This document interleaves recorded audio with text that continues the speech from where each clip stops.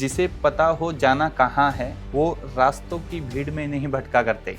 Hello students, CG mentors के online earning platform पे आपका स्वागत है। ये हमारी स्पेशल सीरीज है सपनों से सिलेक्शन तक। तो आज इसमें हम एक स्पेशल गेस्ट लेके आए हैं जो अपनी स्ट्रेटजी और सक्सेस स्टोरी शेयर करेंगे। सागर अभी 23 इयर्स ओल्ड हैं। ये इन्होंने आरबीआई ग्रेड भी क्लियर किया है 23 इयर्स की एज पे। सबसे इंपॉर्टेंट चीज़ करंट अफेयर्स में जो मुझे लगती है वो है RBI notifications and finance current affairs. So I believe कि वो 6 महीने तो मिनिमम करें एंड देन उसके बाद जो जैसे आपकी टॉप 100 एमसीक्यू सीरीज़ होगी, ब्रह्मास्त्र सीरीज़ जो थी वो बहुत हेल्प की रिवीजन में। सो मैं जब भी खाली टाइम मिला ऑफिस में हूँ तो उसको एक बार स्क्रॉल कर लिया तो वो रिवाइज भी होता गया साथ साथ, और अलग अलग डायमेंशन से एमसीक्यूज एक ही न्यूज़ को कैसे पूछ सकता है वो भी आया समझ। सीजीबी तक कैसे पहुंचे? सर जैसे लास्ट ईयर मैंने ईसीजी ज्वाइन किया तो मेरे साथ ही जैसे कुछ और भी प्रिपेयर कर रहे थे आरबीआई के लिए, तो उसमें मेरा एक दोस्त था, तो he was already student of CGB and he told me कि जो सीजीबी का कंटेंट है काफ़ी क्रिस्प है एंड जो उनके टॉप 100 एमसीक्यूज बहुत फेमस है। एंड उससे क्योंकि उससे पहले मैंने सीजीबी को मैंने यूट्यूब वीडियो से ही देखा था, मैंने कोर्स नहीं था, तो फिर मैंने उनसे सुना कि जो टॉप 100 एमसीक्यूज हैं वो काफ़ी हेल्पफुल रहते हैं एंड उनसे काफ़ी क्वेश्चंस डायरेक्ट एग्जाम में भी आए। सो आई थॉट कि okay I should give it a try and then फिर मैंने लास्ट ईयर आपका कोर्स लिया और बेसिकली मेरे फ्रेंड की वजह से and then was definitely helpful. Hello students, CG mentors के ऑनलाइन अर्निंग प्लेटफॉर्म पे आपका स्वागत है। तो ये हमारी स्पेशल सीरीज है सपनों से सिलेक्शन तक। तो आज इसमें हम एक स्पेशल गेस्ट लेके आए हैं जो अपनी स्ट्रेटजी और सक्सेस स्टोरी शेयर करेंगे। तो एक बहुत ही फेमस शायरी लगा लो कि है, जिसे पता हो जाना कहाँ है, वो रास्तों की भीड़ में नहीं भटका करते। तो मैं वेलकम करता हूँ मिस्टर सागर राजवंशी का। थैंक यू तो sir. Sagar, many congratulation for your selection as a RBI grade B officer. Thank you so much sir. तो सागर, हम जर्नी स्टार्ट करेंगे आपकी की मतलब सक्सेस स्टोरी की कि Yes, कैसे आपने प्रिपरेशन की। तो उससे पहले मैं हमारे जितने भी व्यूअर्स हैं, यूट्यूब चैनल के फॉलोअर्स हैं और जो फ्यूचर एस्पायरेंट्स हैं, उनको मैं थोड़ा सा, मैंने कि ये लाइनें क्यों यूज़ की थी सागर के लिए।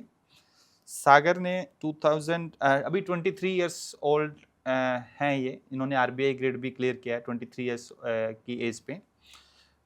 सेकंड अटेम्प्ट था, लास्ट टाइम भी इन्होंने इंटरव्यू दिया था। तो मैं थोड़ा सा बैकग्राउंड बता देता हूँ। Bachelor degree in economics Delhi में यूनिवर्सिटी से की है, एमबीए फाइनेंस में की है, Yes, ऑनलाइन की थी आपने yes ये। sir.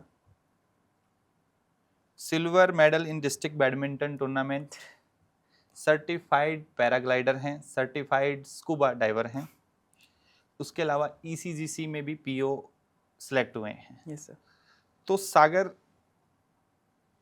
इतनी सारी अचीवमेंट्स हैं, इतनी मतलब डिफरेंट डिफरेंट बायोडाटा में काफ़ी सारी चीज़ें हैं, मेंशन Yes sir. हैं जो Mm, बायोडाटा को भी स्ट्रॉन्ग करती हैं। yes sir. ठीक है, तो इतनी क्लैरिटी कैसे थी लाइफ में कि मुझे इकोनॉमिक्स ही लेना है, फिर ये सब करना है, आरबीआई जाना है। एक और चीज़ मिस कर गया मैं, Licensate.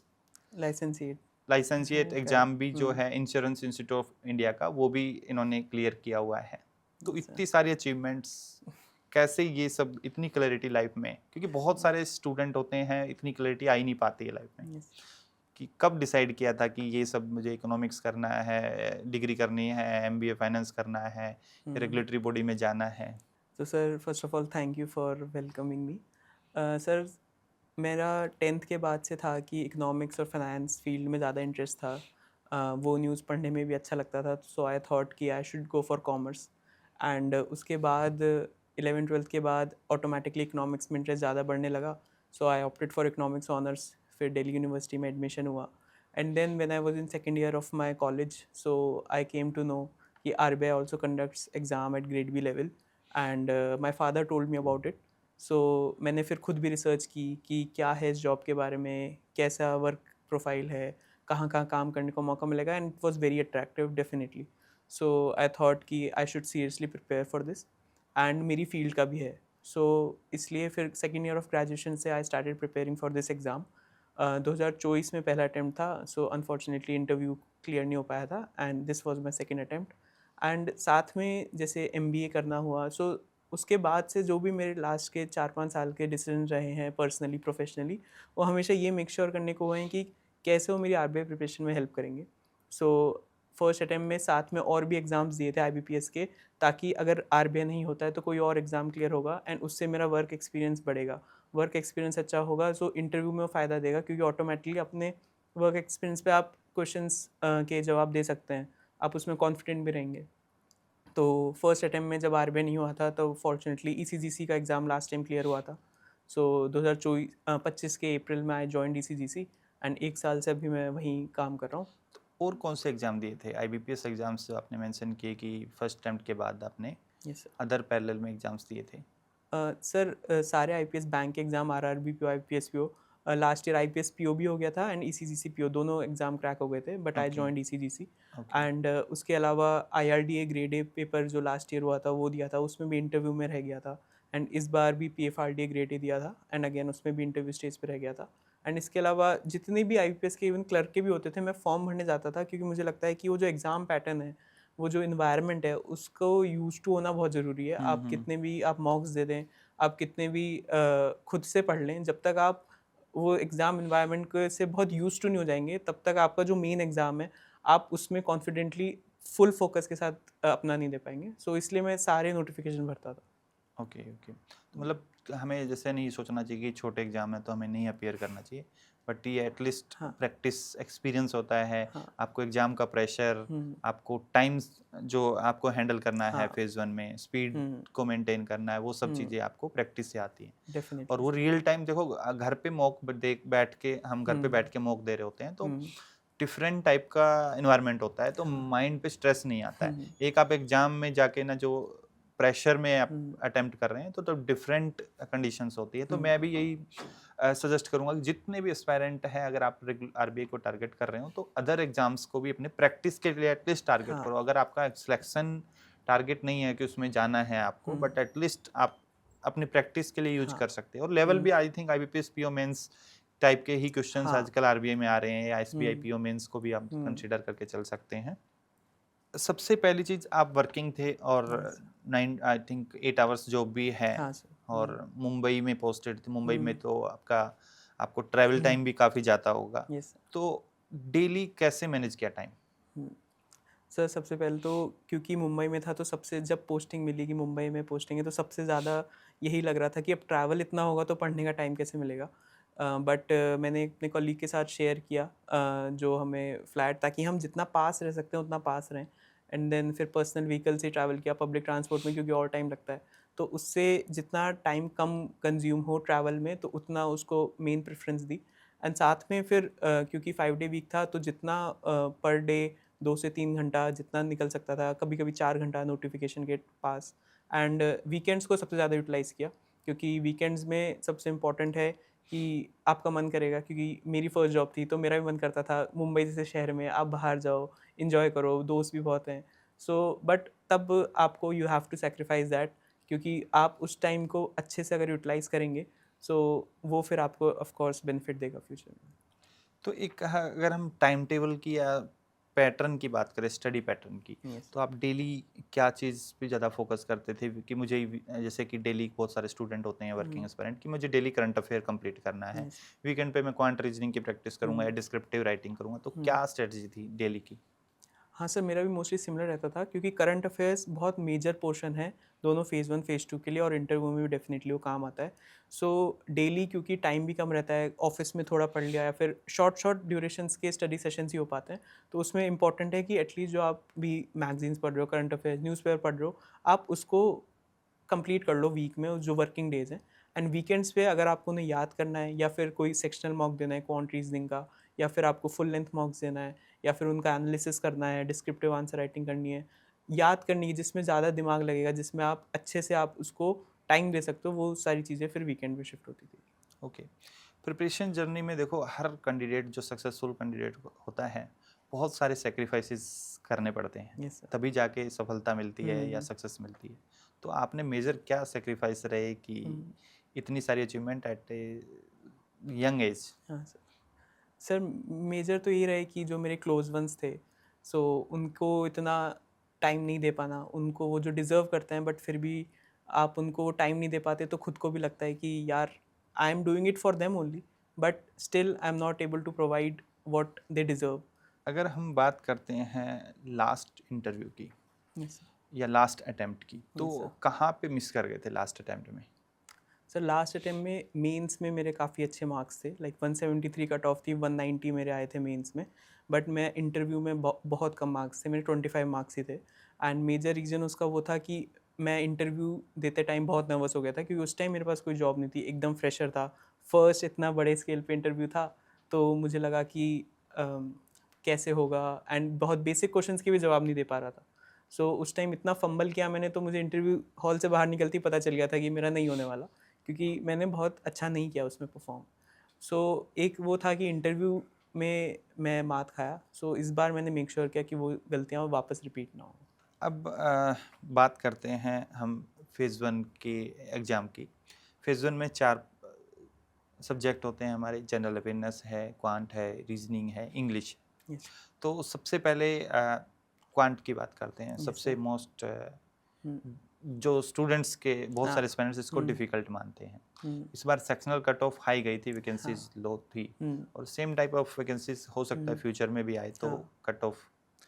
तो किन टॉपिक्स पे फोकस किया था, या हम्म क्वांट बहुत स्ट्रॉन्ग था? क्योंकि जनरली हम्म मैंने देखा कि जो एक परसेप्शन है अमंग स्टूडेंट्स की, जो इंजीनियरिंग स्टूडेंट्स होते हैं हम्म उनका क्वांट बहुत अच्छा होता है। हाँ जो इकोनॉमिक्स, फाइनेंस बैकग्राउंड, हम्म ह्यूमैनिटीज़ के रहते हम्म हैं, उनका क्वांट उतना स्ट्रॉन्ग नहीं होता है। हाँ तो कैसे ये मैनेज किया? 30% हम्म मार्क्स लेने थे। हम्म एक तो सर मुझे मिथ लगता है कि क्वांट इंजीनियरिंग वालों का बेटर होगा और ह्यूमैनिटीज़ आर्ट्स का नहीं, क्योंकि जो सिलेबस है वो 10th तक की मैथ्स का ही है, तो वो पढ़ी एक बार सबने है, चाहे उसमें वो पसंद हो ना हो, एक बार सबने पढ़ी है। ऐसा नहीं कैलकुलस आ रही, इंटीग्रेशन, डिफरेंशिएशन ये नहीं आता।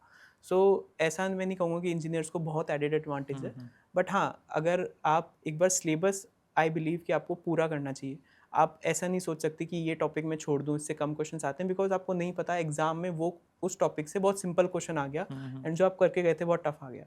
एंड क्वांट का सिलेबस ऐसा है कि आप 2 महीने में आप एकदम अपने कंसेप्ट और हाई लेवल क्वेश्चंस को एक बार रिफाइन कर सकते हैं, क्योंकि जैसे कहा 10th क्लास तक का ही सिलेबस है, तो हमको उसको इतना बड़ा नहीं बनाना कि क्वांट है तो बहुत टफ आएगी या फिर ऐसा क्या पूछ लेंगे। बेसिक अगर आपकी कैलकुलेशन स्पीड फास्ट है, आप उसको प्रैक्टिस करोगे तो फास्ट होती रहेगी। एंड एक बार सारे सिलेबस की एक बार प्रैक्टिस कर ली, देन आपको बस सेक्शनल मॉक्स लगाने, आपको फुल लेंथ मॉक्स लगाने, उससे आपकी स्पीड ऑटोमेटिकली धीरे धीरे बढ़ती जाएगी। मुझे भी लगता है कि ये ना एक मिथ ही क्रिएट कर रखा है कि इंजीनियर्स का हम्म मैथ स्ट्रॉन्ग होता है, हाँ क्योंकि ना जो 11th है, 12th है, मान लो हम्म साइंस साइड से कोई भी हम्म पढ़ रहा है, या हम्म मतलब फिजिक्स केमिस्ट्री मैथ के साथ पढ़ रहा है, हम्म वहाँ पे मैथ टोटली डिफरेंट होता है, उसका हाँ कंपटीशन में कहीं नहीं आता है। हाँ मतलब हम्म वैसे वाला अदर एग्जाम्स में हो सकता है आता है, हाँ बट आरबीआई है, एसएससी हम्म वगैरह एग्जाम्स है, बैंकिंग एग्जाम्स है, हम्म इसमें वही 10th लेवल का एग्जाम होता है, और वो हाँ सब पढ़ते हैं वो। हाँ ऐसा नहीं कि इंजीनियर्स अलग से पढ़ते हैं। हाँ इंजीनियरिंग में भी ऐसा मैथ नहीं आता है, कहीं हाँ पे भी नहीं आता है, यूज हम्म होता है। हम्म तो वो भी इंजीनियर्स भी वो 10th क्लास तक ही पढ़े हाँ होते हैं। हम्म ठीक है। हाँ, ये एक फैक्टर कंसीडर करके चल सकते हैं कि engineers applicants, as a applicant ज़्यादा है, तो हाँ इसलिए ज़्यादा एग्जाम हाँ निकालते वो हैं, तो तो वो है। एक वो हो गया कि हम्म नहीं, इंजीनियर्स ही क्लियर हाँ करते हैं। क्वांट की ही बात करते हैं, तो हम्म कौन से टॉपिक्स को आपने मेन प्रायोरिटी रखी थी कि ये वाले टॉपिक करके मैं कट ऑफ निकाल लूंगा? हम्म, जैसे कि डीआई है, हाँ 10 to 15 मार्क्स का आता है। हाँ सर, मेरा जो पेपर अटेम्प्टिंग स्ट्रैटेजी थी सबसे पहले रहती थी वन लाइनर्स, क्योंकि हम्म, जो नंबर सीरीज हो गई, मिसिंग नंबर सीरीज होती है, क्वाड्रेटिक इक्वेशंस हो गए, ये बहुत ही इजी स्कोरिंग टॉपिक्स हैं, एंड इससे टफ क्वेश्चंस बन ही नहीं सकते। अगर आपने मिसिंग नंबर्स के 200 से 500 क्वेश्चन सॉल्व कर लिए, तो मिसिंग नंबर सीरीज भी आपको टफ नहीं लगेगी, रॉन्ग नंबर सीरीज भी आपको टफ नहीं लगेगी। सो आप उसको अच्छे से, क्योंकि उसके 5 या 6 क्वेश्चन तो आएंगे 30 में से, सो आप उसमें से अगर 80% भी रहते हो तो 4 मार्क्स तो आप उसमें वहीं पे आप सिक्योर कर सकते हो, एंड वो आपके 5 मिनट के अंदर भी हो सकते हैं, अगर आपने अच्छे से उसको सेक्शनल्स में प्रैक्टिस की है। देन में आता था कि जनरली 3 DIs देखा है कि 3 DIs 5-5 क्वेश्चंस के 3 सेट होते हैं, तो उसमें कौन सी सबसे ज़्यादा सॉल्वेबल लग रही है, एक बार पूरी रीड की। हो सकता है उसमें कैलकुलेशन ज़्यादा हो बट ईजी हो, सो मैं उसे चूज़ करता था, क्योंकि मुझे पता है कि कैलकुलेशन स्पीड थोड़ी मेरी फास्ट है, तो मैं उसको ईजिली कर सकता हूँ, तो एक DI सॉल्व करता था।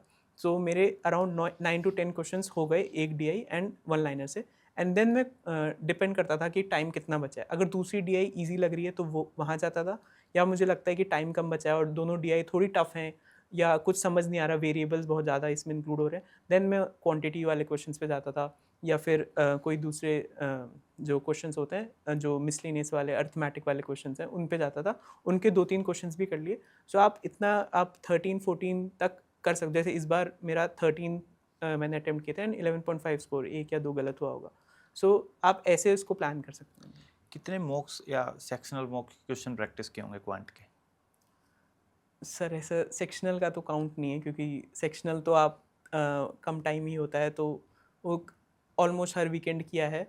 फुल मार्क्स नोटिफिकेशन से पहले रहता था कि एटलीस्ट 5 हो जाए फेज़ 1 के, क्योंकि फेज़ 1 का काफ़ी इंपॉर्टेंट है, यहीं पे मेजर फिल्टर होना है, तो उसमें स्पीड आपको चाहिए, आपको फैमिलियरिटी चाहिए। So at least 5 full length mock, और सेक्शनल तो आप कभी भी थोड़ा टाइम मिला तो उसमें दे दिया, तो उसको तो अच्छे से काफ़ी दिए। हाँ। Okay okay. एक नेक्स्ट टॉपिक की बात करते हैं, रीजनिंग। 60 क्वेश्चंस आते हैं और डिफरेंट टाइप के क्वेश्चंस हैं, इसमें भी फिर एक वो अच्छा खासा आपको 18 मार्क्स लेने हैं। हाँ। तो कैसे इसकी क्या स्ट्रेटजी थी, कौन से टॉपिक्स, जैसे कि एग्जांपल के लिए क्रिटिकल रीजनिंग के 10 क्वेश्चन लगभग आते हैं, तो क्या वो आपने अटेम्प्ट किए थे या पजल्स पे फोकस किया था? सर रीजनिंग का मैं पजल्स और सिटिंग अरेंजमेंट छोड़ के जाता था, क्योंकि मुझे पता है कि पजल्स आप कितनी भी प्रैक्टिस कर लो, आप मेन एग्जाम में हो सकता है कि फंस जाओगे किसी रीज़न की वजह से, या आप बिल्कुल प्रैक्टिस नहीं करो और आपकी पजल बन जाए, बहुत अनप्रिडिक्टेबल है।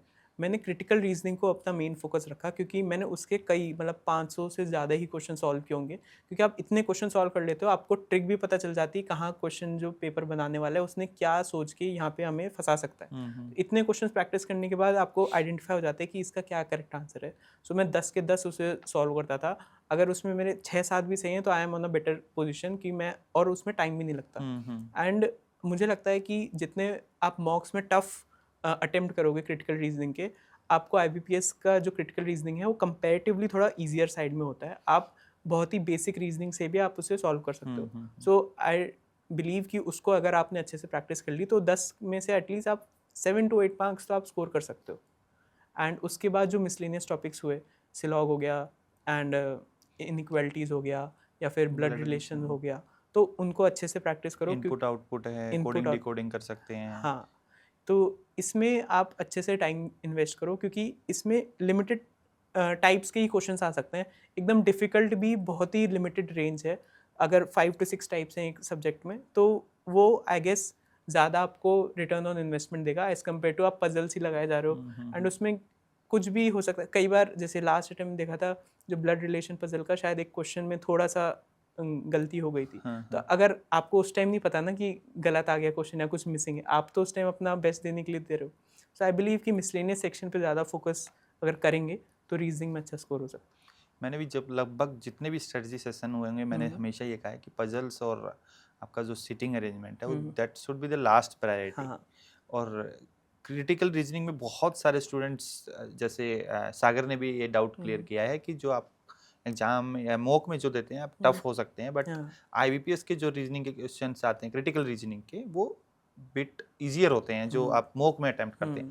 तो बहुत सारे स्टूडेंट ना इससे डर जाते हैं, क्योंकि ना मॉक में मैंने हमेशा देखा है कि क्रिटिकल रीजनिंग के क्वेश्चंस है वो डिफिकल्ट साइड रहते हैं। हाँ। तो उसमें क्या होता है, वो अटेम्प्ट करते हैं स्टूडेंट तो ज़्यादा गलत हो जाते हैं। हाँ। बट IBPS के किसी भी एग्जाम में, RBI का एग्जाम हो या अदर एग्जाम हो, मेरे हिसाब से मैंने भी जो एग्जाम अपीयर किया है बहुत बार, तो यहाँ का जो लेवल है, एग्जाम का लेवल है, वो इजी रहता है। क्रिटिकल रीजनिंग इसलिए मैं सजेस्ट करता हूँ बार बार कि क्योंकि 10 क्वेश्चन है बहुत जल्दी हो जाते हैं, तो हाँ। टाइम बच जाता है आपको मिसलेनियस क्वेश्चन करने के लिए। इंग्लिश वैसे तो जनरली सभी स्टूडेंट्स को इसमें चैलेंज फेस नहीं करते, बट इस बार थोड़ा सा ट्रिकी था, मतलब डिफिकल्ट कह सकते हैं। आई थिंक मेरे हिसाब से मैं 2016 से एग्जाम को रिव्यू कर रहा हूँ, तो 2017 को मानते हैं कि मोस्ट डिफिकल्ट था। 2017 के बाद इस बार भी इंग्लिश डिफिकल्ट था। हाँ, इस बार थोड़ा टफ था, क्योंकि मैं भी 2 साल से 3 साल से IPS के दे रहा हूँ, तो one of the toughest English objective paper कहेंगे इसे।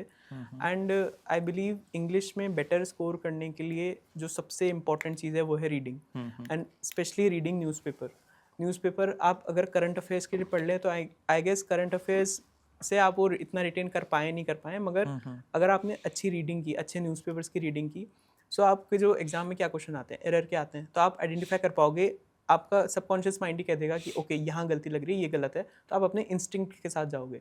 सेम गोज विद आरसी, आपकी रीडिंग फास्ट होती है, आप स्किम कर सकते हो कि ये इंपॉर्टेंट है, ये इंपॉर्टेंट नहीं है। और भी जितने क्वेश्चंस होते हैं कि find the wrong part in this sentence. So I guess अगर आपने रीडिंग अच्छी कर ली तो आई गेस IBPS के जितने ही पेपर्स हैं, आपकी ग्रामर्स ऑब्वियसली ठीक होगी, सबने पढ़ी है इंग्लिश, तो ग्रामर के बेसिक रूल्स पता है, टेंस क्या होता है वगैरह। एंड देन उसके बाद अगर आपने अच्छी रीडिंग कर ली, सो आई बिलीव कि आप उसमें एटलीस्ट अच्छा स्कोर कर सकते ओके ओके।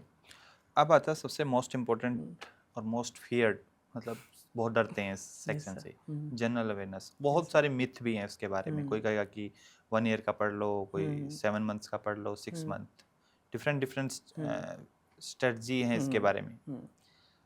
कितने मंथ्स का 2 बार अपने अटेम्प्ट किया है, IBPS के एग्जाम्स भी दिए हैं, ECGC PO क्लियर किया है, IBPS PO क्लियर किया है, RBI 2 बार। कितने मंथ्स का GA जनरल करंट अफेयर्स की बात करते हैं सफिशिएंट है? अब से करंट अफेयर्स में अलग अलग बहुत सारे सेक्शंस हैं, तो अगर मैं सबसे इम्पोर्टेंट की बात, न्यूज़पेपर CA की बात करते हैं सबसे पहले कि हाँ हमें न्यूज़पेपर CA कितने मंथ का पढ़ना चाहिए?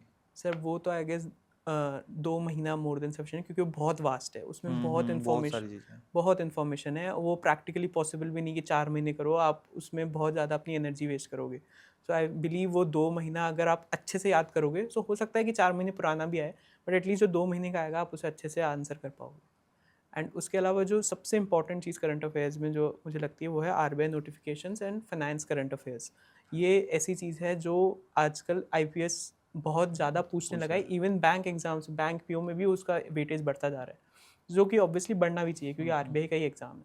सो आई बिलीव कि वो 6 महीने तो मिनिमम करें, क्योंकि फर्स्ट ऑफ ऑल वो इंटरेस्टिंग है, तो आपको पढ़ने में भी मज़ा आएगा, है ना। एंड एक बार आपने वो समझ लिया तो याद करना भी ईजी है, क्योंकि उसमें कुछ ही फैक्ट्स आपको याद करने हैं, बाकी आप अंडरस्टैंडिंग अगर आपकी बिल्ड होगी कि क्यों RBI ये नोटिफिकेशन लाया या फिर क्यों ये चेंज आया गया, तो वो आपको बेटर अंडरस्टैंड कर पाओगे। अगर क्वेश्चन पेपर में थोड़ा ट्विस्ट भी आया तो आप उसे बेटर टैकल कर पाओगे, क्योंकि आपको पता है कि रीजनिंग क्या थी ये डिसीजन लाने की।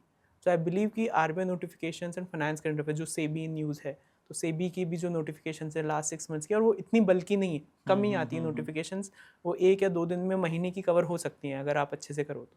सो वो आपको 6 महीने की तो एटलीस्ट करनी चाहिए। और जैसा कि सेबी RBI के नोटिफिकेशन की बात कर रहे हो, ये फेज 2 में भी बहुत हेल्पफुल है। हाँ सर। अच्छा खासा वेटेज है। सेबी सर्कुलर जैसे इस बार भी आई थिंक 8 मार्क्स का सीधे 4 क्वेश्चंस हाँ। सेबी सर्कुलर से आए थे, और लगभग हर साल RBI सेबी के सर्कुलर्स का फेज 2 में भी उतना ही इम्पोर्टेंस है जितना आपका फेज 1 में। फेज 1 में भी अच्छे खासे क्वेश्चंस आ रहे हैं। हाँ। अगर आपने मतलब PIB अच्छे से कर लिया, हम्म। जो आपको फेज 2 के लिए भी पढ़ना है, हाँ। ESI में आपका PIB से पूरा पेपर आ रहा है लगभग, फिर आपको सर्कुलर पढ़ने हैं दोनों फेज 1 फेज 2 के लिए, तो मेरे हिसाब से उन टॉपिक्स पे ज़्यादा हमें टाइम इन्वेस्ट करना चाहिए, या उन सब्जेक्ट्स हाँ। सोर्सेज पे जहाँ से मैक्सिमम आउटपुट आ रहा है। हाँ सर। वैसे भी 80 क्वेश्चंस होते हैं, हमें 80 हाँ। नहीं करने होते, हाँ। क्योंकि इस साल देखो क्या था कि 10 to 12 क्वेश्चन या 15 तक आपके ना स्टैटिक जीके आ गया था। हाँ। स्टैटिक जीके में भी अगर हम 5-6 क्वेश्चन तो आपके फाइनेंस इकोनॉमी के थे जो आप फेज 2 के लिए पढ़ते हैं, बाकी रेस्ट 10 आए थे। तो उसके चक्कर में ऐसे क्या करने लग जाते हैं ना जनरली, एक वो है ना, मतलब भेड़ चाल भी कह सकते हैं हम, कि किसी ने कहा कि नहीं इस बार ना स्टैटिक जीके आ गया था, तो सब लोग क्या है ना स्टैटिक जीके के पीछे पड़ जाते हैं। आप हिस्ट्री, पॉलिटी, ज्योग्राफी आप नहीं पढ़ सकते हो, फिर आपका इतना सारा कंटेंट हो जाएगा, आप कहीं के भी ना तो करंट अफेयर पढ़ पाओगे ना स्टैटिक जीके। तो स्टैटिक जीके के 10 क्वेश्चन आ गए तो उसका मतलब ये नहीं है कि आप वही पढ़ने लग जाओ। तो बेस्ट यही है कि RBI की सर्कुलर अच्छे से पढ़ो, सेबी सर्कुलर, फाइनेंस न्यूज अच्छे से पढ़ो, PIB पढ़ो, और अपना रिपोर्ट सेक्शन है जो आपका फेज 2 में भी हेल्प करेगा। और सर स्टैटिक का जो आपने कहा उसमें अगर कवर करना भी है, तो जो आप करंट में पढ़ रहे हो उससे रिलेटेड जो स्टैटिक आ रहा है, आप बस उतना पढ़ लो कि उतना आपको इन्फॉर्मेशन है ना, कि अगर कोई वर्ल्ड इकोनॉमिक फोरम की बात हो रही है तो उसका आपको स्टैटिक पता है, वर्ल्ड बैंक की हो रही है तो इतना पढ़ लो बस, तो उतना भी कर लोगे तो आई गेस, क्योंकि स्टैटिक तो एक पूरा समुंदर है, आप उसमें कितना भी करो कम है। तो जैसे हमने भी एनालिसिस किया था ना, 80 क्वेश्चन थे, तो 80 में से 40 क्वेश्चन तो लास्ट 3 मंथ से ही, जो आपने सर्कुलर, अगर आपने सर्कुलर 4-5 महीने के और कर लिए तो 50 के अराउंड क्वेश्चंस आपके हो जा रहे थे, और 50 भी आप अटेम्प्ट कर टॉप कर जाओगे GA में। तो इवन ओवरऑल कट ऑफ में भी 50 अगर मार्क्स अगर सारे क्वेश्चन सही करके आ जाते तो। एक सबसे इम्पोर्टेंट पूछा जाता है कि नोट्स कैसे बनाएं, सिर्फ इसके स्पेसिफिकली करंट अफेयर के। सर करंट अफेयर्स के मैंने नोट्स नहीं बनाए, जो मैगजीन्स रहती हैं वो मैगजीन्स आप पढ़ो, उसी में मार्क करो, क्योंकि मैं फिजिकल पेपर पे से पढ़ता हूँ, तो मैं प्रिंट आउट लेता था, उनको अंडरलाइन करता था जो इंपॉर्टेंट है। एंड देन उसके बाद जो जैसे आपकी टॉप 100 MCQ सीरीज़ होगी, ब्रह्मास्त्र सीरीज़ जो थी, वो बहुत हेल्प की रिवीजन में। सो मैं जब भी खाली टाइम मिला, ऑफिस में हूँ, तो उसको एक बार स्क्रॉल कर लिया, तो वो रिवाइज भी होता गया साथ साथ, और अलग अलग डायमेंशन से MCQs एक ही न्यूज़ को कैसे पूछ सकता है वो भी आया समझ में। सो आई बिलीव कि नोट्स बनाना, मुझे लगता है कि आजकल ऑलरेडी काफ़ी कंटेंट अवेलेबल है और स्ट्रक्चर्ड फॉर्म में ऑलरेडी वो मेहनत हो रही है कि आपको आपके सामने लाया जाए। अब उसके भी आप नोट्स बनाओगे तो आई गेस आप एनर्जी अपनी वेस्ट करो, और स्पेशली मेजॉरिटी वर्किंग एस्पिरेंट्स रहते हैं, तो उनके लिए भी बहुत टाइम कंज्यूमिंग हो जाएगा। फिर वो ऐसा होगा, 1-2 महीने के बनाएंगे, फिर वो फ्रस्ट्रेट हो जाएंगे कि फिर वो छोड़ ही देंगे। तो इससे बेटर है, स्मार्ट स्ट्रेटेजी ये है कि आप जो आपको कंपाइलेशन मिल रही है आप उसे अच्छे से पढ़ो, एंड देन उसको MCQs के थ्रू रिविजन उसका करो। Okay okay. तो मेजर सोर्सेज क्या थे करंट अफेयर के लिए? करंट अफेयर्स के सर जो मेन अपनी मैगजीन्स हैं, वो कंपाइलेशंस आती हैं, वो उससे एक बार एक मेन सोर्स उसको अब हमने अच्छे से रीड किया, एंड अच्छे से उसको रीड करने के बाद 1-2 बार रिवाइज करके then I went for MCQs, कि उस महीने के जैसे कितने MCQs हैं, या RBI नोटिफिकेशन कितने MCQs अभी वो अपने कोर्स में जो प्रोवाइड किए थे, वो उससे मैं अपना पूरा रिवीजन करता था कि ओके मैंने अब नॉलेज आ गई, मेरे को पता है, बट अब किस वे में क्वेश्चंस आ सकते हैं एग्ज़ाम में। सो मैं उसको अच्छे से रीड करता था, मतलब इवन जब एग्ज़ाम सेंटर में जाने से पहले भी आपको, क्योंकि वो ईजी भी है बहुत। अब अगर आप क्विज़ेज़ देंगे तो क्विज़ के लिए आपको प्रॉपर टाइम लगा के बैठना पड़ेगा, आपको देना पड़ेगा, एंड क्विज़ में एक ये भी रहता है कि यार चलो बाद में देता हूँ। बट अगर आपको बोले कि आपके पास 100 क्वेश्चन है, आपको पढ़ना है, तो आप आधे 1 घंटे में एटलीस्ट ऐसा आपने अगर मेन सोर्स से पढ़ा है तो आप उसको ईज़िली आप अंडरस्टैंड भी कर पाओगे और ज़्यादा याद भी रहेगा। Okay okay. तो एक क्वेश्चन मैं जनरली सब सिलेक्टेड कैंडिडेट से पूछता हूँ कि सीजीबी तक कैसे पहुँचे? तो सर जैसे लास्ट ईयर मैंने ECG ज्वाइन किया, तो मेरे साथ ही जैसे कुछ और भी प्रिपेयर कर रहे थे RBI के लिए, तो उसमें मेरा एक दोस्त था।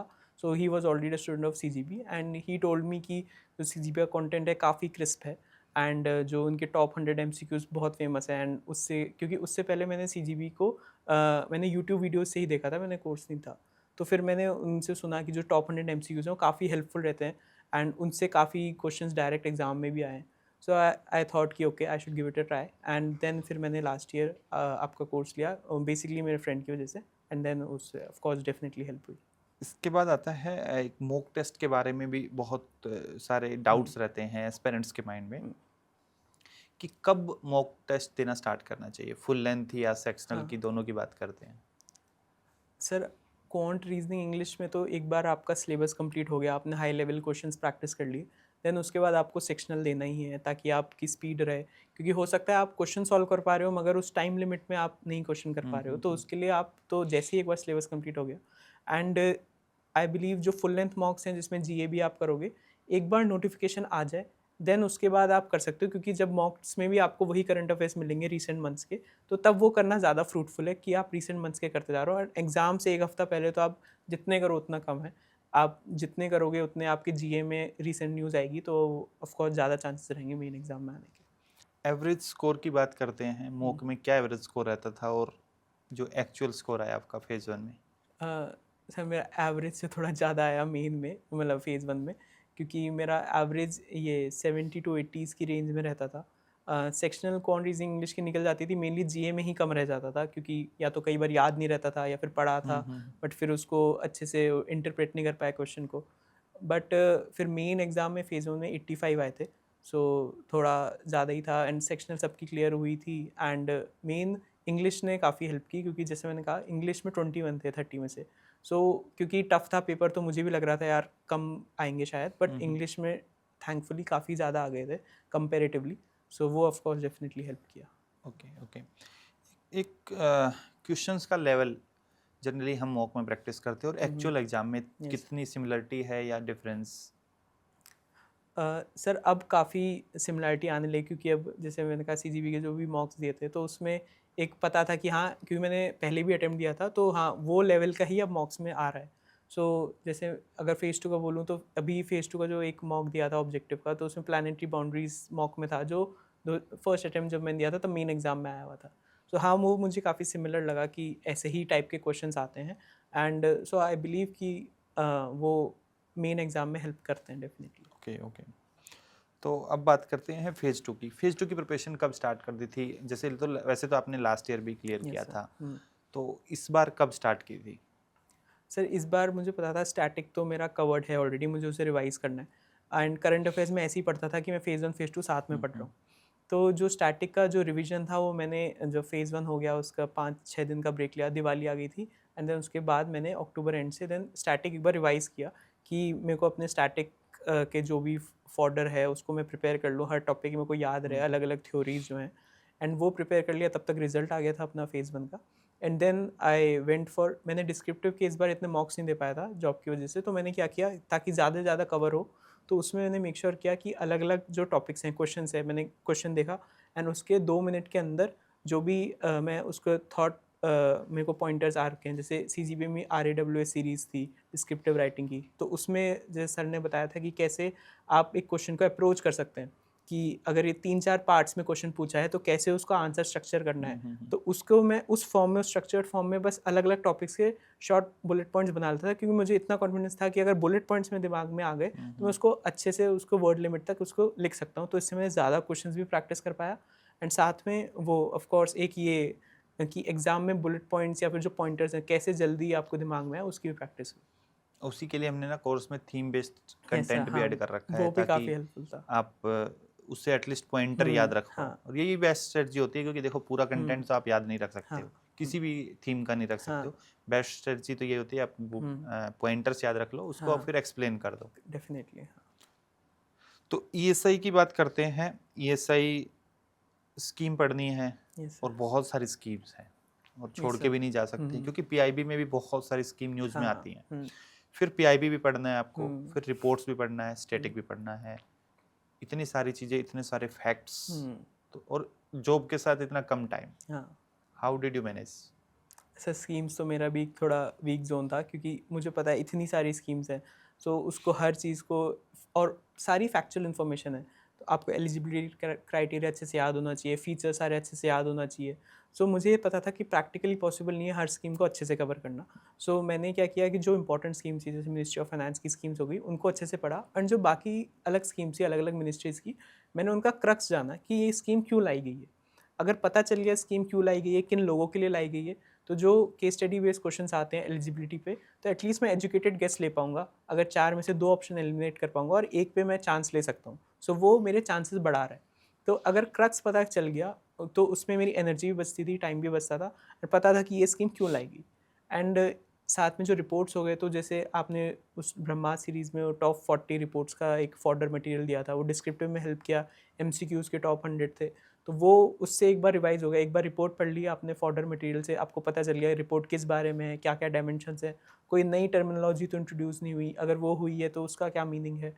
एंड देन उसके बाद एमसीक्यूज़ से एंड जब डिस्क्रिप्टिव के टाइम जो फॉर्डर बनाता था, अपना नोट्स बनाता था, तो उसमें मेक श्योर करता था कि जो एटलीस्ट नई रीसेंट रिपोर्ट्स हैं या सिलेबस की रिपोर्ट्स हैं, उनके मैं मेन पॉइंटर जो उस साल जो बताई गई चीज़ें, उसको मैं अच्छे से लिख पाऊँ। और एक पीआईबी के लिए भी बहुत क्वेश्चन आते यस हैं, सर। पीआईबी की मेन सोर्स से पढ़ना चाहिए हुँ, या जो भी कंटेंट आपको हुँ, दिया जा रहा है उसी हुँ, पे रिलाई करें, हुँ, या खुद के नोट्स बनाएं? नोट्स कैसे बनाएं, क्या पढ़ें क्या छोड़ें? हुँ।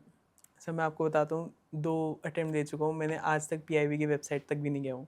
क्योंकि मुझे लगता है कि वो, अगर आप as a student main source से पढ़ रहे हो पीआईबी की वेबसाइट से, तो आपका टाइम बहुत उसमें यूटिलाइज़ हो रहा है। आप उसको बेटर जगह यूज़ कर सकते हो। आपको स्ट्रक्चर्ड कंटेंट ऑलरेडी आजकल बहुत ईज़िली अवेलेबल है। आप कोई भी एक सोर्स उठाएँ एंड आप उसको अच्छे से पढ़ें। आप ये सोचेंगे कि आप हर चीज़ कवर हो जाए, कि एक-एक न्यूज़ जो क्वेश्चन में आ रही है वो नहीं है प्रैक्टिकली पॉसिबल, क्योंकि बहुत सारी मिनिस्ट्रीज़ हैं, बहुत सारी न्यूज़ है। आपको उसमें मेक श्योर करना है कि आप एक बार अच्छे से पढ़ लो and then number of MCQs आप प्रैक्टिस करो। तो जितना आप कर पाओगे, जितना प्रैक्टिस करोगे एमसीक्यूज़, वो एग्ज़ाम में भी फिर हेल्प करेगा। और मेरे हिसाब से ना ये प्रैक्टिकली भी पॉसिबल नहीं है, वर्किंग हाँ, एस्पिरेंट्स के लिए तो बिल्कुल नहीं हाँ, है, नहीं है। और ये एवन फुल टाइम एस्पिरेंट है ना हुँ, उसके लिए भी नहीं है, क्योंकि ना हाँ, पीआईबी में अभी अगर जब पार्लियामेंट सेशन होते हैं हुँ, जनरली 100 आर्टिकल होते हैं दिल्ली में। हाँ, हमारे लिए मतलब हमारी कंटेंट हुँ, टीम है या हमारे हुँ, फैकल्टीज हैं, उनके लिए ही बहुत डिफिकल्ट हो जाता है हाँ, एक दिन में 100 आर्टिकल्स उनको फिल्टर आउट हुँ, करना, एक आर्टिकल को पढ़ना। तो ये बहुत सारे स्टूडेंट ऐसा हुँ, कोशिश करते हैं, तो मेरे हिसाब से हुँ, it is a waste of time. हाँ, आप डेफ़िनिटली। रिलाय करो जो हुँ, भी सोर्स फॉलो कर रहे हैं, हाँ, फिर ईएसआई डिस्क्रिप्टिव की बात करते हैं, क्योंकि ईएसआई ऑब्जेक्टिव तो मैंने जितने भी सेशन लिए मैंने हमेशा कहा कि, और इवन प्रीवियस ईयर के सिलेक्टेड कैंडिडेट्स हैं, चाहे ज़्यादा वैकेंसी आती थी या कम भी आती थी, तो 30-32 की रेंज में मार्क्स होते हैं, हाँ, वो हाईएस्ट हैं। हाँ, तो स्कोरिंग नहीं है, तो बेटर है कि आप सिलेक्टिव चीज़ें, जैसे आपने बताया कि स्कीम्स आपने सिलेक्टिव पढ़ी, हाँ, that is the best strategy. Even मैंने भी अपने सेशंस में बोला है कि आप उन चीज़ों पे फोकस करो जो आप याद कर सकते हो। यहाँ पर ज़्यादा मार्क्स तो आते ही नहीं है, मतलब पास्ट रिकॉर्ड भी करा है, तो उसके चक्कर में क्या है कि आपको ज़्यादा कंटेंट नहीं पढ़ना है, मतलब क्वालिटी चीज़ों पे फोकस करो ताकि ज़्यादा स्कोर कर पाओ। हाँ, फिर आता है डिस्क्रिप्टिव। हाँ, डिस्क्रिप्टिव आपका सिलेक्शन में बहुत बड़ा रोल प्ले करता है, क्योंकि टोटल 200 मार्क्स का है, 100 का आपका इंग्लिश का है, 50 का एफएम का, 50 का ईएसआई। तो डिस्क्रिप्टिव की क्या स्ट्रेटजी थी कि कैसे आंसर्स लिखने हैं, कैसे मुझे मतलब इतनी सारी थीम्स हैं, जैसे कि आपको ईएसआई में अगर हमें हर टॉपिक के एक्सपेक्ट करें कि इस टॉपिक पे क्वेश्चन आ जाएगा, या फिर आपको करंट से भी रिलेटेड बहुत सारी चीज़ें हैं, तो कैसे इतनी सारी चीज़ों को मैनेज किया था? सर डिस्क्रिप्टिव के लिए जैसे मैंने इंग्लिश के लिए भी कहा, सबसे पहले तो रीडिंग बहुत इंपॉर्टेंट है, क्योंकि जितना आप अच्छी चीज़ें पढ़ोगे, आप ऑटोमेटिकली जब आप टाइप करने बैठोगे, लिखने बैठोगे, तो वही चीज़ आपके रिफ्लेक्ट होगी आंसर्स में। तो रीडिंग सबसे पहले बहुत इंपॉर्टेंट है। एंड देन ईएसआई के डिस्क्रिप्टिव में आपको मेजरली आइडेंटिफाई करना है कि क्या ब्रॉड थीम्स हैं सिलेबस के अकॉर्डिंग। क्योंकि अब जैसे फॉर एग्जांपल 17 एसडीजी के गोल्स हैं, अगर आप कोई सा भी ईएसआई का टॉपिक हो, कहीं ना कहीं किसी एसडीजी के गोल से आप उसे कनेक्ट कर सकते हैं। तो अगर आपने कोई ऐसा क्वेश्चन फेस किया जो आपको बिल्कुल नहीं आता क्या है, बस एक पता है कि एजुकेशन के बारे में, तो आप उसे अगर एसडीजी गोल से रिलेट कर देंगे, देन आप उसे अच्छे से स्ट्रक्चर कर सकते हैं। एंड इसके अलावा जैसे मैंने आपका उस टाइम फेज़ 2 का स्ट्रेटेजी सेशन यूट्यूब पे देखा था, आपने जैसे इकोनॉमिक सर्वे में और बताया था कि एजुकेशन और जो हेल्थ वाला और सोशल सेक्टर वाला जो चैप्टर है, वो आप करके जाओ, तो वो उसमें उससे ज़्यादा कंटेंट आने के चांसेस हैं। और जो फर्स्ट इंट्रोडक्शन है वो चैप्टर करके जाओ, तो पूरा इकोनॉमिक सर्वे करने की जगह जो सिलेक्टेड चैप्टर्स हैं वो करो। एंड स्कीम्स भी तब आपने बताई थी कि इन मिनिस्ट्रीज़ की स्कीम पर ज़्यादा फोकस करना, इन रिपोर्ट्स पे ज़्यादा फोकस करना। सो सिलेक्टेड चीज़ें पढ़ो एंड एक ब्रॉड आइडिया रखो। अगर ब्रॉड आइडिया रहेगा पूरे इकनॉमी का, सारे गोल्स का, कि गवर्नमेंट क्या करना चाह रही है किसी भी चीज़ में, किन ग्रुप्स को टारगेट कर रही है, तो आप रखोगे, तो ईएसआई के मेजॉरिटी क्वेश्चंस फिर आप लिख पाओगे। और जैसे मैंने बताया, आप एडिटोरियल्स पढ़ोगे तो आपको भी उसमें वही सेम चीज़ दिखेगी, कोई गवर्नमेंट स्कीम का या तो उसके फेवर में बात होगी या फिर अगेंस्ट में होगी, बट आपको पर्सपेक्टिव मिलेगा चीज़ों का। आई गेस वो उसमें काफ़ी हेल्प करेगा डिस्क्रिप्टिव में ईएसआई। और कंटेंट जो आपने डिस्क्रिप्टिव क्वेश्चंस लिखे थे, उसका स्ट्रक्चर क्या था? ये भी पूछा जाने वाला क्वेश्चन है सबसे ज़्यादा एस्पिरेंट्स के द्वारा। हाँ, आई बिलीव जो बेसिक अपना पेस्टल एनालिसिस होता है, वो एक बहुत ही स्ट्रक्चर्ड वे आपको प्रोवाइड कर देता है। पहले आप इंट्रो लिखो, आप इंट्रो में बताओ कि आपका टॉपिक है, आप उसकी डेफिनेशन लिख सकते हो या कोई कोट याद है। जैसे मुझे ये ईएसआई में नहीं बट फाइनेंस में जैसे एआई का क्वेश्चन था, एआई इन बैंकिंग का क्वेश्चन था, तो उसमें मैंने एक सुंदर पिचाई सर का कोट है, the AI will have more profound impact on humanity than fire electricity. So वो मैंने लास्ट टाइम भी लिखा था अपने आंसर में, तब भी एआई का क्वेश्चन था, अभी भी था, और कोई भी आईपीएस में एआई का क्वेश्चन आता है मैं उससे स्टार्ट करता हूँ, क्योंकि बहुत अच्छा कोट है एंड एक ही मैंने याद कर लिया। तो या तो आप कोट से स्टार्ट कर सकते हैं, नहीं तो बेसिक आप डेफिनेशन से स्टार्ट कीजिए कि आपने क्या उस चीज़ के बारे में आपको पता है। अगर कोई आपको रिसेंटली उसका करंट अफेयर्स का कोई भी चीज़ याद है, तो आप डेफिनेटली उसे लिखिए, क्योंकि करंट अफेयर को इंक्लूड करके बहुत आप अच्छे आंसर्स लिख सकते हैं। एंड जो बॉडी है उसको पेस्टल एनालिसिस बहुत ईजी है। पहले आप उसका पेस्टल को थोड़ा रिफ्रेम कर सकते हैं कि पहले इकोनॉमिक एंगल डालिए कि इसका इकोनॉमी पे क्या असर पड़ेगा, जीडीपी पे, पर कैपिटा इनकम पे इसका क्या असर पड़ेगा। एंड देन आप उसका सोशल एंगल डालिए कि एम्प्लॉयमेंट का, पॉवर्टी पे, जेंडर डिस्क्रिमिनेशन पे, इनइक्वालिटीज़ पे, इस पे क्या असर पड़ेगा। देन पॉलिटिकल एंगल डालिए कि गवर्नमेंट ने अभी तक क्या किया है, गवर्नमेंट स्कीम क्या आ चुके हैं, क्या कोई गवर्नमेंट का इनिशिएटिव है। तो आपने तीन ज़्यादा वर्ड्स का लिखना नहीं होता, 600 वर्ड्स है। आपने इन तीन फ्रेमवर्क इकोनॉमिक, सोशल और पॉलिटिकल पे अगर अच्छे से आपने लिख दिया, तो आपका बॉडी अच्छे से हो जाएगी एंड कंक्लूड आपको उसको समराइज फॉर्म में लिखना है। तो आई बिलीव कि इस स्ट्रक्चर को अगर फॉलो करेंगे तो बॉडी में आपको सोचने के लिए एक स्ट्रक्चर्ड पॉइंट्स मिल जाएंगे। Okay, okay. कई बार ये होता है कि हमने कुछ टॉपिक पढ़ा होता है, बट वो क्वेश्चन थोड़ा डिफरेंट होता है, आता नहीं है डिस्क्रिप्टिव में। तो ऐसे क्वेश्चंस को कैसे, मतलब आपके साथ भी होगा, 2 अटेम्प्ट दिए हैं, हाँ, तो कैसे टैकल करना चाहिए ऐसे क्वेश्चंस को? सो आई बिलीव कि अगर वही क्वेश्चन अटेम्प्ट करना ही पड़ रहा है और कोई क्वेश्चन नहीं, तो आई बिलीव एक ओवरव्यू लेके जाएं उस टॉपिक का, उस अंडरस्टैंडिंग का, कि आई बिलीव कि अगर जैसे इस बार एमपीसी अक्टूबर वाली पूछी थी, तो दिसंबर में भी 5 दिसंबर को आई थी एमपीसी एंड 6 दिसंबर, तो मैं 5 दिसंबर की भी न्यूज़पेपर के थ्रू पढ़ के गया था। सो 5 दिसंबर का भी मेरे को कुछ पॉइंटर्स थे, सो मैंने उसमें इंक्लूड किया। More over in December MPC meeting ये डिसीजंस भी लिए गए।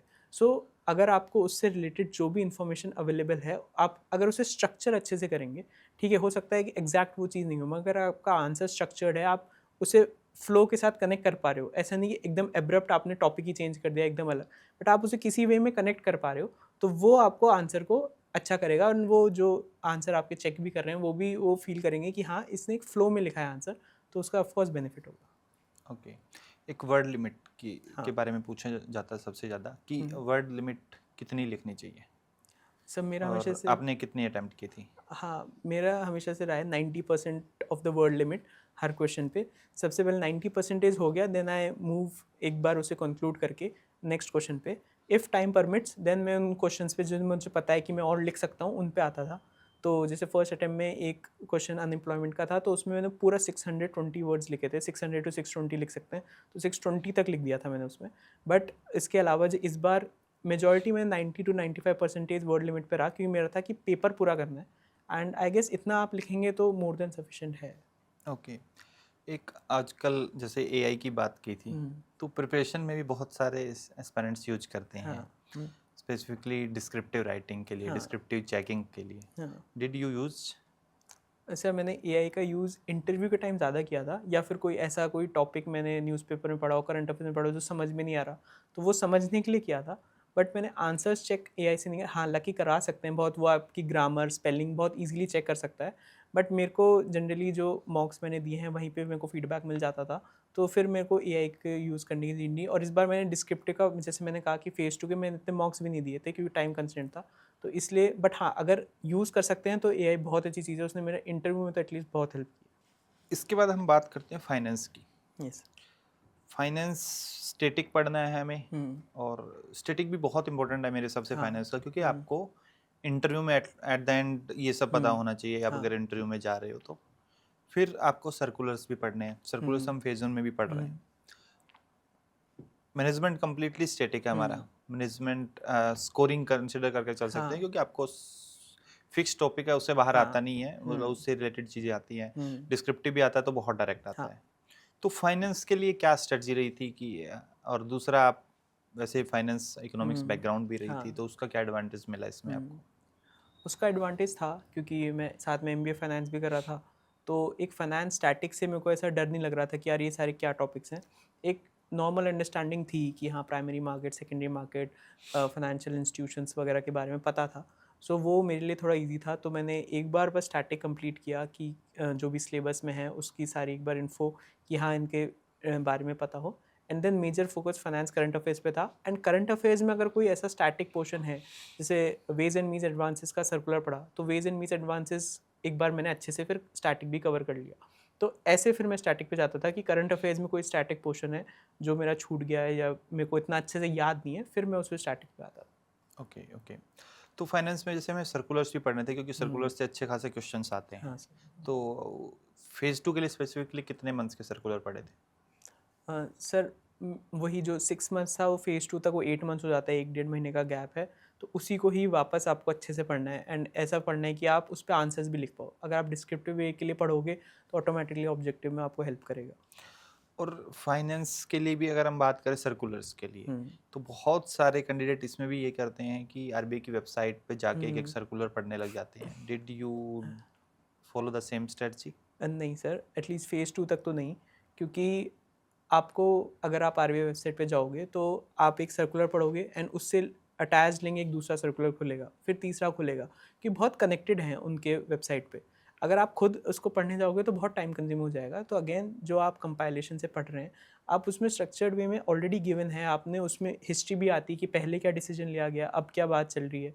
सो आप उसको पढ़ो एंड उसी को रिवाइज करो अच्छे से, एमसीक्यू सॉल्व करो, तो उसमें आपका ज़्यादा फोकस रहना चाहिए रैदर देन ओरिजिनल वेबसाइट पे जाके। वो आपको इंटरव्यू में डेफिनेटली हेल्प करता है। Okay okay. तो सर्कुलर्स है, फाइनेंस है, आप फाइनेंस, आप एमबीए फाइनेंस भी किया तो हाँ। ज़्यादा प्रॉब्लम नहीं आई होगी। हाँ। ईएसआई और फाइनेंस के सर्कुलर्स या फाइनेंस स्टैटिक की बात करते हैं मैनेजमेंट की, सोर्सेज क्या रहे थे मेनली? सर इसमें तो मेजरली था कि जो आपने एक बार नोट्स जैसे आप टॉपिक गूगल पे भी डालोगे तो आपको एक बार आइडिया लग जाएगा क्या है, एंड उसके बाद एक बार प्रीवियस ईयर्स देखे कि प्रीवियस ईयर्स में कैसे क्वेश्चंस आएंगे, एंड देन मुझे इसके स्टार्टिंग में इतनी कभी प्रॉब्लम नहीं आई क्योंकि बहुत ही मैनेजमेंट में एमबीए में पढ़ रहा हूँ तो उसके हमेशा से मेरे पास इनफ सोर्सेज थे, और 11-12 में बिजनेस स्टडीज़ में भी आपको बताते हैं 5 फंक्शंस ऑफ मैनेजमेंट वगैरह, सो उसमें इतना कवर करने में डिफ़िकल्टी नहीं थी। ओके, सर्कुलर्स पार्ट है, करंट हम्म। पार्ट है, स्कीम्स, रिपोर्ट्स। हाँ, उसमें डेफ़िनेटली जो अपनी कंपाइलेशंस होती हैं, उसको आप अच्छे से रेफ़र करो। आप जो आपके RBI news, ABN news magazines हैं वो, तो उसमें आप उसमें अच्छे से पढ़ो कि भाई आपको सारी चीज़ें समझ में आनी चाहिए, वो बहुत इंपॉर्टेंट है। क्योंकि ये एक ऐसी चीज़ नहीं है जो आप रट के आप एग्ज़ाम में जा सकते हो। अगर आपको उसकी अच्छी अंडरस्टैंडिंग हो गई कि क्या अलग-अलग टर्मिनोलॉजीज़ का मतलब है, ये क्यों लाया गया, क्या पर्पस था, इससे पहले क्यों नहीं लाया गया, तब क्या चीज़ चल रही थी। अगर आप इसको अच्छे से अंडरस्टैंड कर लोगे तो स्टैटिक साथ में हो रहा है आपका कवर, आपको उसको समझने की नीड नहीं, क्योंकि आप जब उससे समझोगे तो आप डेफिनेटली गूगल पे जाके 10 चीज़ें सर्च करोगे, ये क्या होता है, ये क्या होता है, या एआई पे जाके सर्च करोगे तो आपका स्टैटिक कवर हो रहा है साथ में। सो करंट को अगर आप अच्छे से फोकस करोगे तो स्टैटिक हो जाएगा उसमें कवर। Okay okay. मैनेजमेंट तो ज़्यादा प्रॉब्लमेटिक नहीं होता है एस्पिरेंट्स के लिए, क्योंकि हाँ फिक्स्ड क्वेश्चंस डायरेक्ट से आते हैं। इवन हाँ केस स्टडी भी आए, अगर आपको कॉन्सेप्ट आता है तो कर लेते हैं। हाँ डेफिनेटली। ठीक है। एक चीज़ सर जो मैं एक पेपर अटेम्प्टिंग स्ट्रैटेजी फेज़ 2 में बताना चाहूँगा, स्पेशली ईएसआई एंड एफएम में। ऑब्जेक्टिव में जब पहले ऑब्जेक्टिव पेपर होता है, डिस्क्रिप्टिव होता है, एंड जनरली देखा है कि दोनों के ऑब्जेक्टिव के बाद 5 से 10 मिनट का टाइम रहता है। ऐसा नहीं होता कि आपको पेपर ही पूरे टाइम में हो रहा है, आप एक बार ही पढ़ पाए सारे क्वेश्चन। अगर आपके पास 5-10 मिनट का टाइम बचा है, व्हाट आई डू इज़ कि एफएम या ईएसआई के जो भी स्टैटिक पॉइंट्स हैं, मैं जो हमें रफ शीट मिलती है मैं उसमें लिख लेता था, क्योंकि डिस्क्रिप्टिव में कहीं ना कहीं उसी से रिलेटेड कोई ना कोई क्वेश्चन आएगा, तो मेरे को उस टाइम ज़्यादा दिमाग नहीं लगाना कि कौन से पॉइंट्स मैं लिख सकता हूँ। स्पेशली मैनेजमेंट में बहुत लास्ट टाइम भी हेल्प किया, इस बार भी मैनेजमेंट का कोई ऑब्जेक्टिव क्वेश्चन था कि टाइप्स ऑफ कम्युनिकेशन सर्कल्स, तो उसमें 5 ऑप्शन थे, तो मैंने 5 पॉइंट्स उधर ही लिख लिए उसी टाइम। तो और उसी का लास्ट टाइम एक कम्युनिकेशन चैनल पे क्वेश्चन आ गया था, तो मेरे को सोचना नहीं पड़ा, मेरे पास 5 पॉइंट रेडी थे। तो वो जो 5-10 मिनट बचे हैं ना, आपको उसमें ऐसे खाली नहीं बैठना है या फिर क्वेश्चन वापस नहीं देने हैं, आपको उसमें से फॉर्डर निकालना है अपने डिस्क्रिप्टिव के लिए, वो बहुत ज़रूरी ओके ओके। इंग्लिश डिस्क्रिप्टिव की बात करते है। हैं, प्रेसी राइटिंग है, कॉम्प्रिहेंशन है और ऐसे राइटिंग है। हम्म। ऐसे राइटिंग तो जनरली मेरे हिसाब से ईएसआई की प्रिपरेशन करते हैं तो वहीं से हो जाता है। तो इसके लिए कोई स्पेसिफिक स्ट्रेटजी फॉलो की थी इंग्लिश के लिए? सर जो पेपर अटेम्प्ट स्ट्रैटेजी तो ये रहती थी कि सबसे पहले ऐसे, क्योंकि वो सबसे ज़्यादा टाइम कंज्यूमिंग है एंड उसमें सबसे ज़्यादा सोचना है। सबसे पहले ऐसे किया, देन उसके बाद आरसी, क्योंकि आरसी के 8-8 मार्क्स से 5 क्वेश्चन हैं, सो वो इंपॉर्टेंट है एंड वो थोड़ा टाइम भी लेते हैं, एंड लास्ट में प्रेसी। एंड जब मैं प्रेसी करता था तो मेक श्योर कि जो एग्जैक्ट वर्ड लिमिट है वहीं तक टाइटल लिखना है, वो सारी चीज़ें। एंड मैं ऐसे जैसे प्रैक्टिस करता था कि प्रेसी जब एक बार मैंने लिख ली तो उसी टाइम मैं उसे प्रूफ रीड कर लिया। मैं स्टार्टिंग में कभी मैंने प्रूफ रीड नहीं किया, ऐसे एक बार अपने पूरा लिख लिया, देन उसके बाद आरसी, सबसे पहले पेपर कंप्लीट करना है, देन प्रेसी क्योंकि 200 वर्ड्स की है तो अब प्रूफ रीड जल्दी हो जाता है, कोई ग्रामर मिस्टेक है, स्पेलिंग मिस्टेक है। देन मैं आता था ऐसे पे उसे प्रूफ रीड करने के लिए, एंड देन मैं आता था आरसी पे, क्योंकि आरसी के इस बार मैं 3 क्वेश्चन तक प्रूफ रीड कर पाया था, एंड 2 में टाइम खत्म हो गया, मगर जो छूटा भी वो कम मार्क्स का छूटा प्रूफ रीड करने। तो मुझे इतना कॉन्फिडेंस था कि जो ऐसे है, प्रेसी है और 3 क्वेश्चन आरसी के, उसमें कोई स्पेलिंग और ग्रामर मिस्टेक नहीं है। तो कई बार होता है कि हम जब ऐसे स्टार्टिंग में लिखते हैं तो हमें उसे परफेक्ट करना होता है, तो हम साथ में प्रूफ रीड भी कर रहे हैं, उसी को आराम से लिख रहे हैं, देन आरसी और प्रेसी में टाइम कम बढ़ जाता है, उसमें गलतियाँ ज़्यादा हो जाती हैं। बट अगर आप ऐसे इस तरीके से अगर मुझे लगता है फॉलो करेंगे तो उसमें आप प्रूफ रीड भी टाइमली कर पाएंगे, एंड अगर छूटा भी तो कम मार्क्स का छूटा, आरसी के ही क्वेश्चन छूटेंगे, वो एक चीज़ कर सकते ओके। हैं। तो आरसी की ही बात करते हैं। हम्म। क्वेश्चन में कितने वर्ड का एक आंसर लिखा था? सर मेरा बेसिक रहता है कि मैक्सिमम वर्ड जितने मार्क्स का क्वेश्चन है इंटू 10। अगर 8 मार्क्स का किसी भी आईपीएस पीओ में अलग अलग, कभी 8 मार्क्स का होता है, 6 मार्क्स का होता है, नंबर ऑफ क्वेश्चंस के अकॉर्डिंग। तो अगर 8 मार्क्स का क्वेश्चन है तो 80 वर्ड्स तक मैक्स लिखना है, उससे 10 वर्ड्स कम, तो 70 टू 80 वर्ड्स के अराउंड वो ही रेंज रहती है। अब आता है सबसे इम्पोर्टेंट स्टेप फाइनल सिलेक्शन के लिए, वो मतलब मेजर कंट्रीब्यूटर है। Yes sir. इवन आपने चाहे हाईएस्ट स्कोर किया है, हाँ। अच्छा स्कोर करने के बाद भी अगर आपने इंटरव्यू में स्कोर किया, जैसा कि हम्म। आपके साथ हुआ हाँ। लास्ट ईयर, इंटरव्यू में अच्छा हम्म। परफॉर्म नहीं कर पाए, हम्म। तो इस लास्ट ईयर का इंटरव्यू के कंपैरिजन में इस बार इंटरव्यू का एक्सपीरियंस कैसा था? इस बार काफ़ी अच्छा था, काफ़ी पॉजिटिव था, क्योंकि मैं सबसे पहले सोच के गया था कि इस बार नर्वस नहीं होना मेन इंटरव्यू में। चाहे मैं आंसर्स के जवाब नहीं दे पाऊँ, वो एक बार को मैं एक्सेप्ट कर सकता हूँ। मगर अगर मैं वही सेम मिस्टेक जो लास्ट टाइम की थी वो भी इस बार करूँगा, देन आई डोंट थिंक वो एक अच्छी चीज़ होगी। सो मैं था कि नर्वस नहीं होना, अगर मना भी करना है तो पॉजिटिवली कॉन्फिडेंट के साथ मना करना है कि मैं नहीं होगा। तो नर्वस न हम्म। हो इसके लिए क्या किया? इसके लिए जैसे मैंने बताया कि इसमें मेरी गर्लफ्रेंड ने काफ़ी हेल्प की। सबसे पहले मेरी कम्युनिकेशन स्किल्स और इम्प्रूव करवाई, और उन्होंने भी एक भरोसा दिलाया कि अभी उन्होंने भी एक भरोसा दिलाया कि currently I am already in a very good organisation. So जो फियर ऑफ फेलियर था उससे काफ़ी कम हुआ। वो एक कॉन्फिडेंस आया कि अब मैं वर्किंग हूँ। सो अगर नहीं भी होता है then I have a good job with me. So एक वो कॉन्फिडेंस आया। सो वो काफ़ी हेल्प किया स्टार्टिंग में ही पूरे इंटरव्यू की। ओके, इंटरव्यू में पूछा भी गया होगा कि लास्ट ईयर आप अपियर किए हम्म। थे, तो लास्ट ईयर में क्या हाँ इशू रहा, क्या स्कोर हाँ रहा, ऐसा हाँ। पूछा गया था? हाँ, ये स्टार्टिंग में एंटर किया था, 8 पैनल मेंबर्स थे एंड चेयरमैन सर ने फर्स्ट चीज़ यही पूछी कि लास्ट टाइम क्यों नहीं हुआ? तो मैंने ऑनेस्टली बोला कि sir I got to nervous at that time, और मेरा फर्स्ट रेगुलेटरी बॉडी इंटरव्यू था at such a big scale and fear of failure बहुत ज़्यादा था, सो इसलिए नहीं हुआ। तो sir then moved on. Okay, तो इंटरव्यू के क्वेश्चंस की बात करते हैं। हुँ, आपकी इकोनॉमिक्स फाइनेंस हुँ, प्रोफाइल थी, और उसके अलावा लाइसेंसिएट एग्ज़ाम जो हुँ, insurance institute of India ECGC का एक्सपीरियंस था। हुँ। तो किस पे फोकस ज़्यादा था, कि आपके एजुकेशनल बैकग्राउंड पे, या आपके वर्क एक्सपीरियंस पे, या सर्टिफिकेशंस पे? हुँ। सर सबसे ज़्यादा तो आरबीआई के ऊपर था, आरबीआई के अलग-अलग डिपार्टमेंट्स पे। उन्होंने मुझसे consumer education, financial inclusion, currency management और इवन आरबीआई और कहाँ इम्प्रूव कर सकता है, ऐसे कई आरबीआई से रिलेटेड, डिपार्टमेंट से रिलेटेड कई क्वेश्चंस पूछे। हम्म। एंड देन उनका नेक्स्ट फोकस सबसे ज़्यादा था इकोनॉमी पे, कि जो मैं उनसे आंसर दे रहा था उसके इकोनॉमी पे क्या इफ़ेक्ट पड़ता है, या फिर जैसे एक क्वेश्चन पूछा था कि इंडियन रुपी क्यों हार्ड करेंसी नहीं है जैसे यूएस डॉलर है। एंड देन सबसे ज़्यादा फोकस उसके बाद रहा था ईसीजीसी पे, वर्क प्रोफाइल पे, क्योंकि मेरा इंटरव्यू मार्च स्टार्टिंग में था। तो तब ये US, Iran, Israel war start हो चुका था।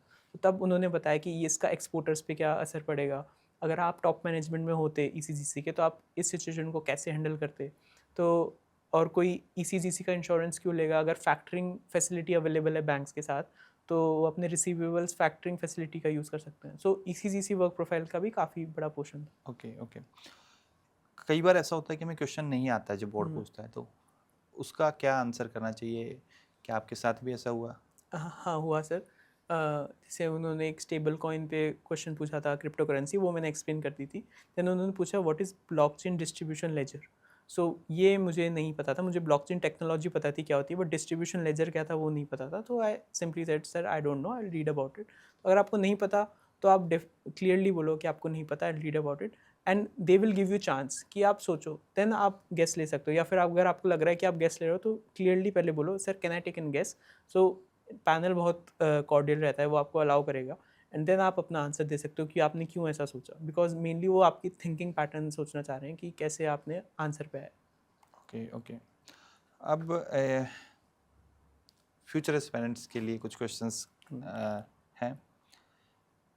आपके अकॉर्डिंग 2 अटेम्प्ट दिए हैं, यस सर। कि क्या मिस्टेक्स जनरली स्टूडेंट्स करते हैं अपनी प्रिपरेशन जर्नी में? Sir I first thing is too much active on Telegram, social media, कि यहाँ से पढ़ें वहाँ से पढ़ें, नोटिफिकेशन कब आएगी, क्या हो, कितनी वैकेंसी होगी, मतलब बहुत ज़्यादा उसको लेके चिंता में रहना। आई बिलीव कि अगर आपने सोचा है कि आपको आरबीआई देना है तो आपको पता है कि कभी भी आएगी, अब चाहे वो जनवरी में आए, दिसंबर में आए। अगर लेट आ रही है तो आपके लिए फ़ायदा है, आप और अपने आंसर्स को बेटर कर सकते हैं, आप अपनी और पढ़ाई अच्छे से कर सकते हैं।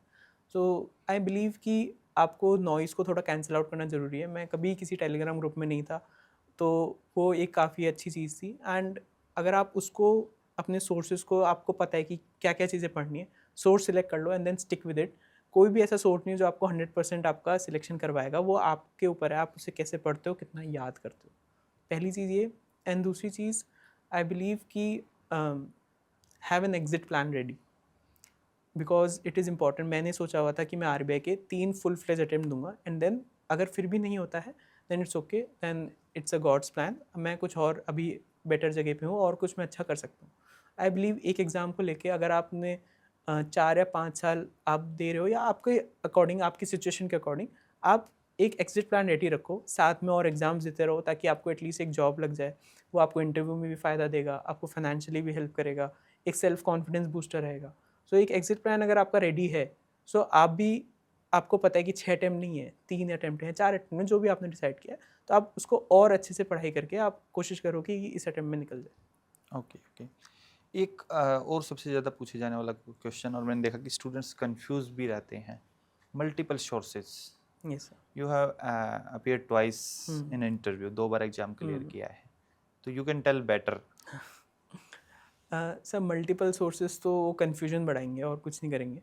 आई बिलीव एक आपका मेन सोर्स होना चाहिए जिससे आप अच्छे से पढ़ रहे हो, आप उसको कंपाइलेशन को, कोई भी सोर्स हो, स्टैटिक हो, करंट हो, अच्छे से पढ़ो। And then compliment it with another source जिससे आप प्रैक्टिस कर रहे हो, एमसीक्यूज कर रहे हो, मॉक्स कर रहे हो। क्योंकि आप उससे क्या होगा, आपके जो फियर है कि यार ये सफिशिएंट है कि नहीं, वो आपका वो फियर भी दूर होगा क्योंकि आपने दूसरे सोर्स से आपने आपको मॉक्स कर लिया, आपने एमसीक्यूज कर लिए, तो आपको उससे पता चल रहा है कि आप इसमें जो आपने पढ़ा है वो आप उसे सॉल्व कर पा रहे हो कि नहीं। क्योंकि आप अलग जगह का आप अगर एमसीक्यूज़ करोगे तो आपको पता है कि लैंग्वेज अलग होगी, थिंकिंग पैटर्न अलग होगा। तो क्योंकि एग्ज़ाम जो बना रहे हैं वो तो आप अलग सोच रहे हैं ना, वो तो कंपाइलेशन से देख के नहीं बना रहा, वो तो आपके अलग चीज़ों से देख के क्वेश्चन बना रहे हैं। तो आई बिलीव कि 2 sources are more than enough. अगर इससे ज़्यादा जाओगे तो आई गेस फिर वो आपका टाइम एंड एनर्जी वेस्टेज है। अगर आज आपको दोबारा से प्रिपरेशन स्टार्ट करनी पड़ती, यस सर। तो क्या जो अपने 2 अटेम्प्ट में स्ट्रेटजी फॉलो की, उससे कुछ क्या अलग करते? सबसे पहले मैं एनालाइज़ करता कि कहाँ रहा, क्या किधर मैंने लैग किया। अगर आई बिलीव कि अगर इंटरव्यू में लैग करता तो और मैं अपने ऊपर काम करता, कम्युनिकेशन पे और चीज़ें, अलग अलग चीज़ें पढ़ता। मैं एंड पूछ रहा हूँ कि मैं ये जानना चाहता हूँ कि जो आपने अभी 2 अटेम्प्ट दिए हैं, हाँ। अगर इससे भी मतलब हाँ। इनमें जैसे आपने क्लियर किया है, हम्म। इंटरव्यू तक गए हो दोनों में, हम्म। तो अगर इसमें भी आपको कुछ लग रहा है कि नहीं, हम्म। मुझे इस प्रिपरेशन जर्नी में ये को थोड़ा डिफरेंट करना चाहिए था, मतलब कुछ ऐसी गलती जो मेजर की हो इस प्रिपरेशन में, कि मुझे नहीं, जैसे ईएसआई ऑब्जेक्टिव का ही एग्जांपल हाँ। देते हैं कि इसमें कम मार्क्स आते हैं, हाँ। तो कि नहीं, मुझे ईएसआई में ये चीज़ें पढ़नी चाहिए हम्म। थी ताकि मैं और स्कोर कर पाता, ऐसा हम्म। कुछ कि जो आप कुछ अलग करते? सो आई बिलीव कि मैं फिर अपना जो अलग करता, एडिशनल करता, वो अपना फोकस गवर्नमेंट स्कीम्स पे और जो पीआईबी न्यूज़ है उसको इस वे में पढ़ता कि जिस हिसाब से क्वेश्चंस आ रहे हैं। क्योंकि अब जैसे मुझे पता चला एलिजिबिलिटी पे क्वेश्चन ज़्यादा आते हैं केस स्टडी बेस्ड, तो मैं उन पे ज़्यादा फोकस करता, गवर्नमेंट स्कीम्स की एलिजिबिलिटी क्या है और उनके अलग अलग क्वेश्चंस प्रैक्टिस करता। तो ईएसआई ऑब्जेक्टिव पे ज़्यादा फोकस रहता क्योंकि वो टफ भी आता है एंड उसको मैं और बेटर कर सकता था। ओके, एक final message for future aspirant? Final message ये रहेगा कि अगर आपने डिसाइड किया है आरबीआई के लिए, so give it your ultimate best. हो सकता है फर्स्ट अटेम्प्ट नहीं हो, सेकंड अटेम्प्ट नहीं हो, थर्ड अटेम्प्ट नहीं हो, बट आप अगर अपना 100% देंगे, आप अपने प्रिपरेशन से ऑनेस्ट रहेंगे कि हाँ यार ये सब पढ़ना था, ये सब मैं पढ़ के गया एंड फिर भी नहीं हुआ, देन आपको एटलीस्ट गिल्ट नहीं होगा कि यार आपने अपना 100% नहीं दिया। आप खुद से सेटिस्फाइड रहेंगे एंड वो जो आपकी नॉलेज है किसी ना किसी और एग्जाम में डेफिनेटली काम आएगी। So give your 100%। एफर्ट्स अगर आपने अपने ऑनेस्टी के साथ दिए हैं, तो अगर फाइनल सिलेक्शन आपके फेवर में नहीं भी होता है, सो आपको बहुत चांसेस मिलेंगे आगे बाउंस बैक करने के। Okay okay, so thank you, Sagar, for this wonderful session, and it will definitely help many aspirants. We have discussed in a very much detail, Yes. and I wish you good luck for your future journey, and thank you for coming to the CGB Mentors. Thank you so much, sir. Thank you so much for inviting me.